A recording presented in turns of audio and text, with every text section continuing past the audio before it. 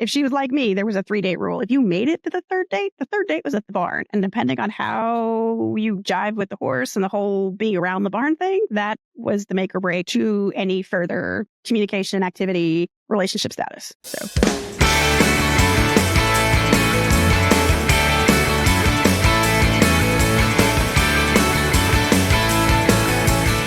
Welcome to You Are Now Being Judged, because you asked for it from the farmhouse. This is our second episode. You guys have submitted some fabulous scenarios that you would like to know if you are basically the road apple or if you are in the right. So let's just get down to business. Here's my what should we call you, Allie? My sidekick? I like sidekick. Okay. I can get down with that. My equally sarcastic sidekick, Allie. These are all blind reacts. I haven't read or heard any of them. So it's my true gut feelings here, people, about your scenarios and what's bothering you. So what do you say, Allie? We kick it off? Let's get into it. I've been snooping around the barn and I found some really good stuff for you today, barn Michelle. Drama. So our first story, we're going to start off with some relationship drama. The horse always comes before your partner. So excited to see Horses if before, this person agrees. I don't know. I can't really do the hose before bros because it doesn't really apply, kind of, sort of. But anyway, moving on. Horses before whoever you're dating. It's not quite as catchy, but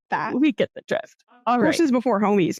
Yeah, I like that. Put that on a t-shirt. Okay, so this person says, I am a 24-year-old woman and my boyfriend and I have been dating around 9 months. When I started to date him, I was very honest with the fact that my horse takes a lot of time and he was fine with this. So off to a good start, seeing green flags. He's not going to get jealous of a horse yet. Again, the bar is low. The bar is low. This girl says, when I was single, I would spend around 3 to 4 hours a day in the stable. But as we started dating, I cut that down.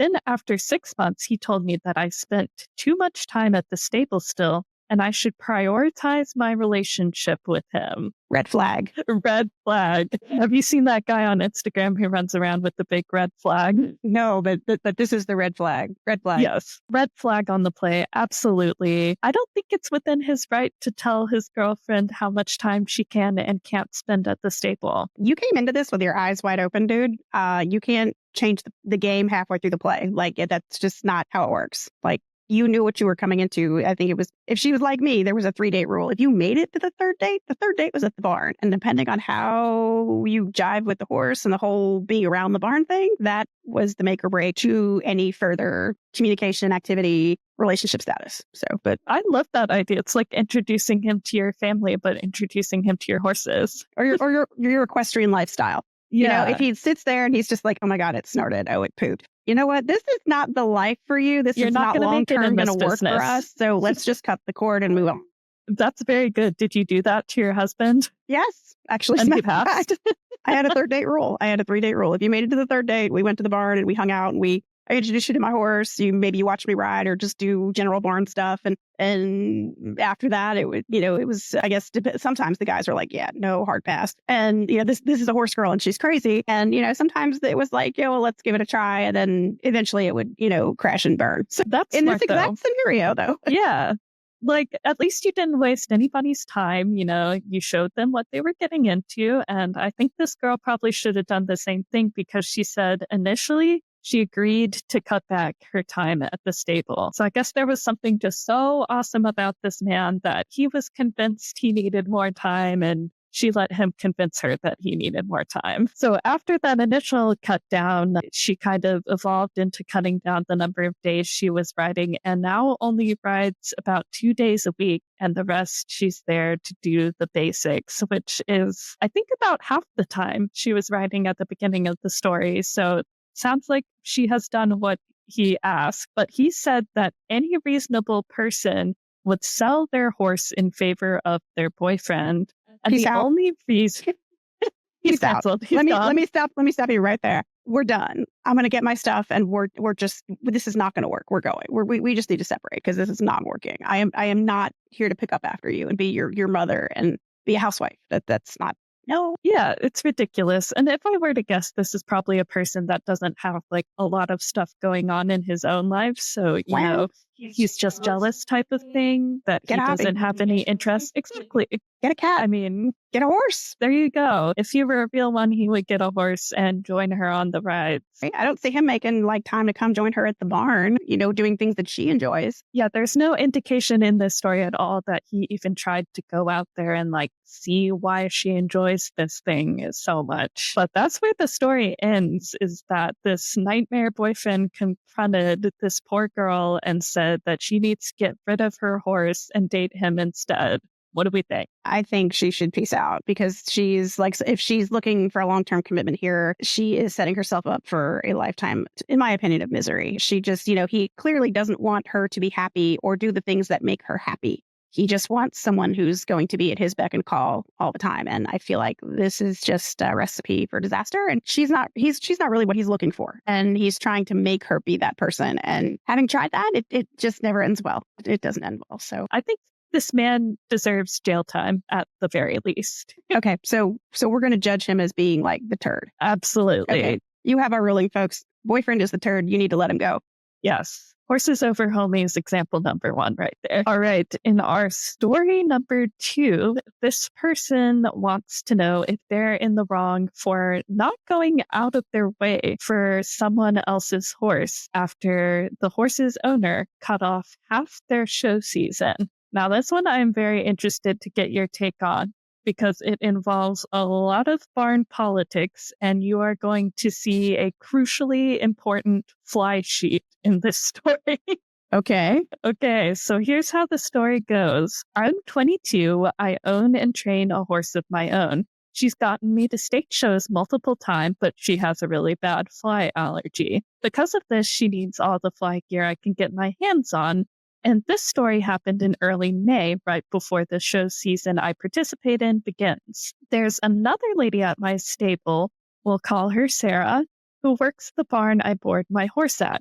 She's always rubbed me the wrong way. She's kind of a gossip, and she calls out different riding styles as bad horsemanship and equitation. So this is just not going to be your barn bestie. Already getting bad vibes from her. Yeah, right? like seems like a pot stirrer. Yes, totally. I mean, the barns I've been in, there can be some drama, but there's always people who want there to be drama. True. Some people thrive on it. Some people can't live without it. I have a very strict policy with drama, but nonetheless, move on. Besides the drama, she has always been kind of against the fly gear that the original poster puts on her horse, saying, like, horses can't have fly allergies. That's just the vet's way of getting you to spend money on supplements and spray. What a thought. Is she 12? Like, is she in middle school? Because this like totally sounds like the 12-year-old middle school expert who comes to the barn and like is like a mini pro and like, knows everything. And like, yeah, we've all met supposedly she's 40, but she's giving 10-year-old know-it-all.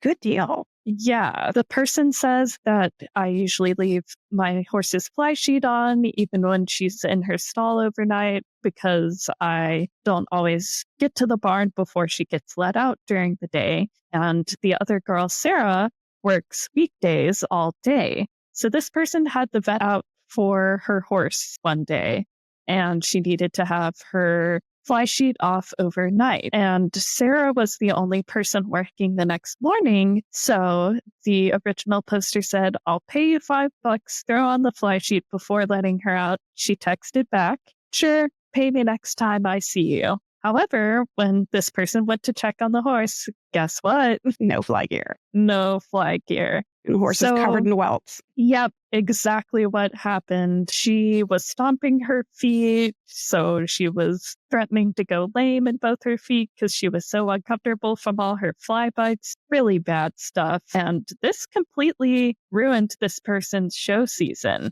So that's the backstory of what I believe we're going to get a little taste of revenge. If you were in this spot, how do you think you would deal with this situation? Would you be inclined to take revenge? I don't know if I would take revenge so much that I guess it would depend on the situation, like whoever this third party is and what role she plays with the stabling. Is she just an employee? Is she on the barn? Is she the barn manager? Because I would probably take that straight to management and be like, you know what? You're paying the vet bills and that, I would just, I don't know. I'm petty. Don't get me wrong. I love, I can play the petty card with the best of them, but I mean, just this person sounds like she's like a little unhinged. And I mean, it's not her horse, it's not her problem. And if she works with the barn and she's been asked to do something, she should do it without complaint because it's her, regardless of how she truly feels about, what the owner is saying about, the horse's actual stress level when it comes to, flies and flying annoying things. The only word this other person has is the owners. So it's not that difficult to go, "Beep, here's your sheet. Have a good night." Right. Yeah. Like, just that's your horse. You know the horse. And if you know the horse is going to break out in hives and, stomp her feet until her shoes fall off, then yeah, like how hard is it just throw a flesh sheet on? Like, let her have it. So this person lets Sarah's horse out into the pasture. He doesn't have a blanket on, but she didn't receive any messages. And Sarah complains, he got bug bites while he was out there. Why didn't you put his blanket back on? And this person feels very justified. I think they're trying to play it off as an innocent mistake, but I kind of think that when they saw their chance to go bite for bite, they definitely took it. I'm not down with taking it out on the horse. That's not cool. I mean, a horse on a fresh clip, especially when it's still hot out, is very susceptible to bug bites, and that's just not cool. I mean, it's not the horse's fault that his owner's a jerk. If you knew you should have put it on, even though she didn't say to put it on, I kind of feel like that was a jerk move. So, you putting yourself down at her level. You've basically, gone from adulting to middle school, revenge, and that's just, I don't know, taking it out on another animal is just not cool in my book. Yeah, because that was really, the problem in the beginning is that this other person's childish attitude ruined this girl's show season, and now you might have done the same exact thing. So no high roads were taken. I think everyone sucks here. I agree. Everyone sucks here. 100%. Like, everyone sucks here. Like, we just, like, I don't know, it makes me glad I keep my horses at home. Yeah, I'm not dealing with barn drama anymore because that's just no fun. I mean, like, if you're in it for the drama, you're in it for the wrong reasons. So exactly. I would move barns after this whole incident. Yeah, I would 100% move barns. The whole, I'm a little surprised. I mean, I kind of feel like we need a little more information. I would like to know what the barn manager's side of this was. Obviously, it sounds like this is maybe a co-op sort of situation where everybody takes turns, like either cleaning or feeding or turning out or whatever.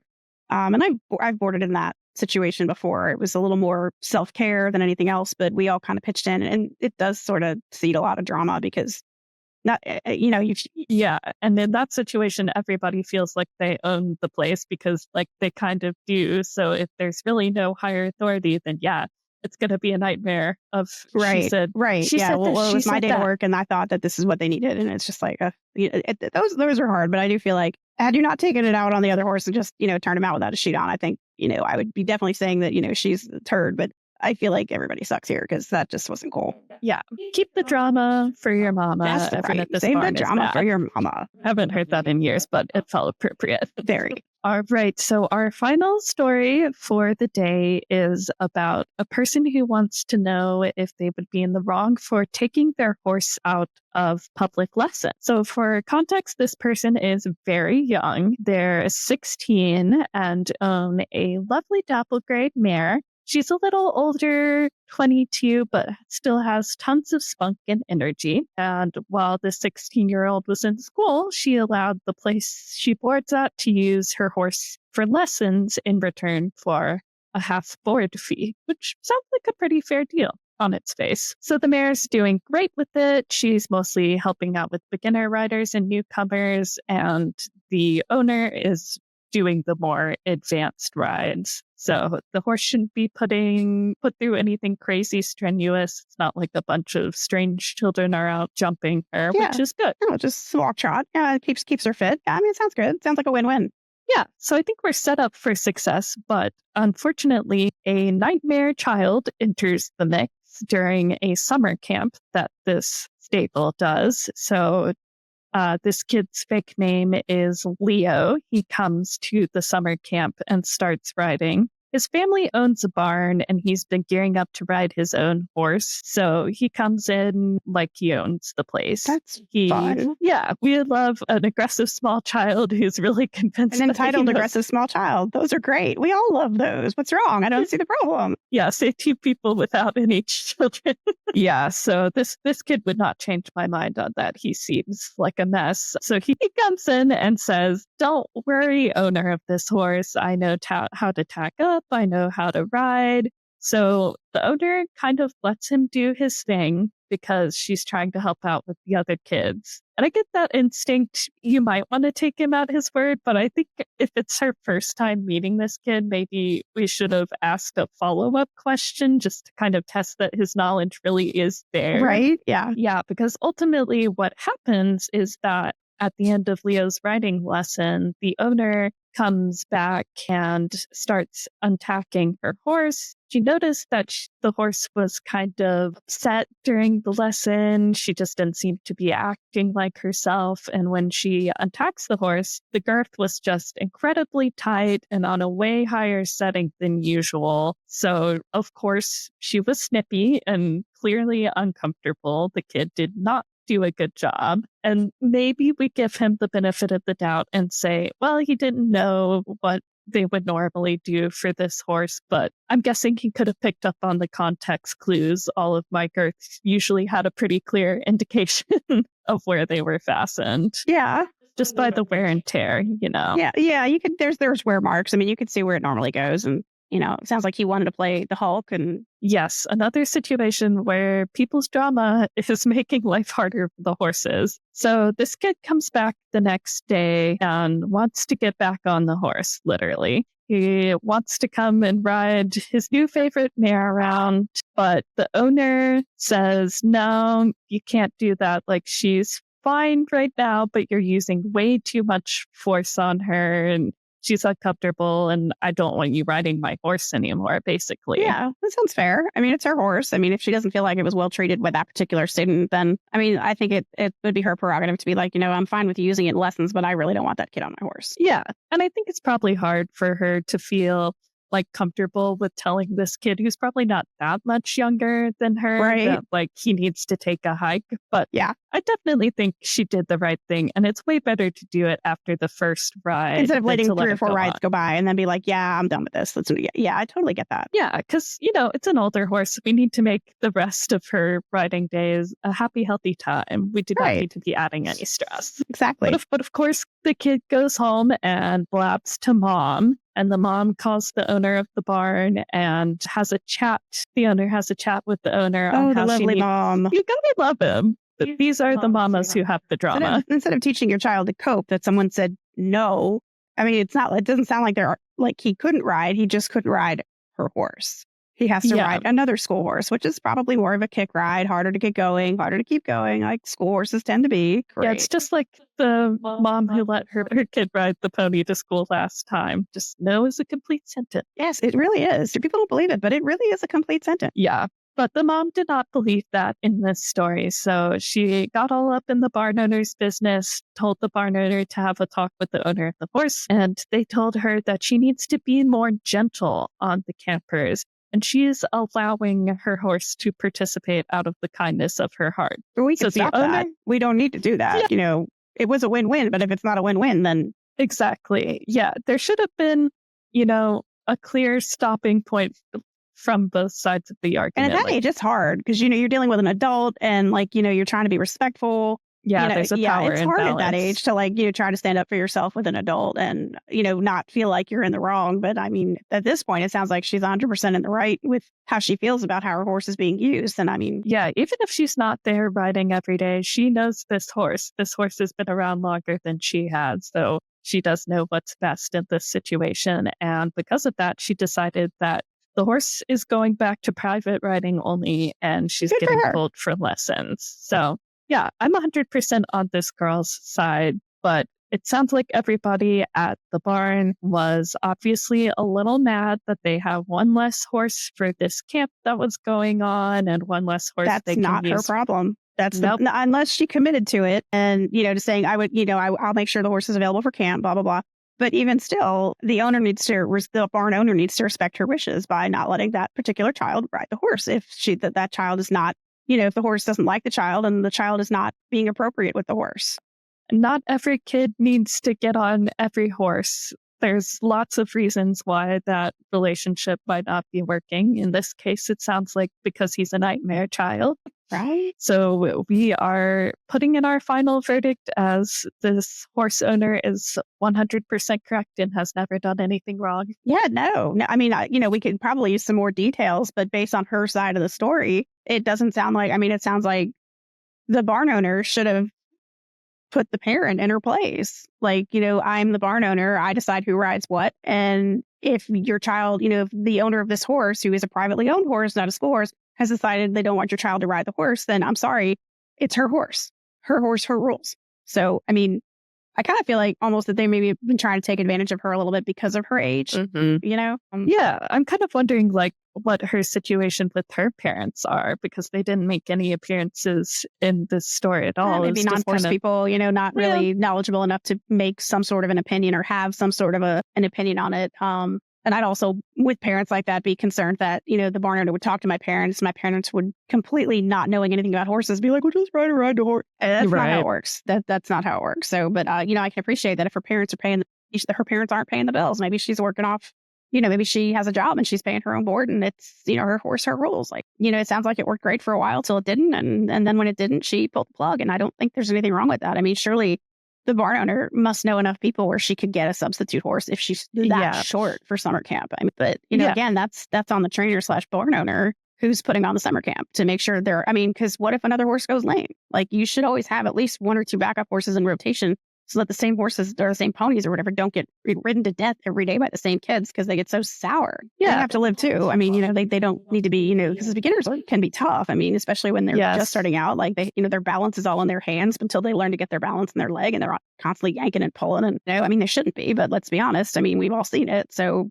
yeah, especially at a camp like that, it's just chaos on so many levels. My guess is that they probably overbooked this camp in the first place, that there's too many kids in the classes, and that's why the one is off in his own corner doing his own thing because they just don't have time to deal with it because there's 25 kids there. Right. And he's more self-sufficient than the rest. And that's fine. But then put him on, something that, is 100 years old and not going to complain if he over tightens the girth or adjusts everything so that it's wonky, until a trainer can look at it. And in all honesty, with the summer camp, the trainer or whoever's teaching the summer camp should be checking the ponies if the kids are tacking them up themselves. Yeah, for sure. They just can't. They don't know. So, new revised verdict, this barn needs organizational help. It's a mess in there. Yes. It needs a little more structure and a little more backbone. And I feel like the owner is 100% in the right, and that is my verdict. I love it. Well, I think that's my last case for you today. I feel really good. I feel like we had some really good people and some really terrible people. They made it easy today. Yeah, no, that middle one was a little tough, but you don't want to be petty, but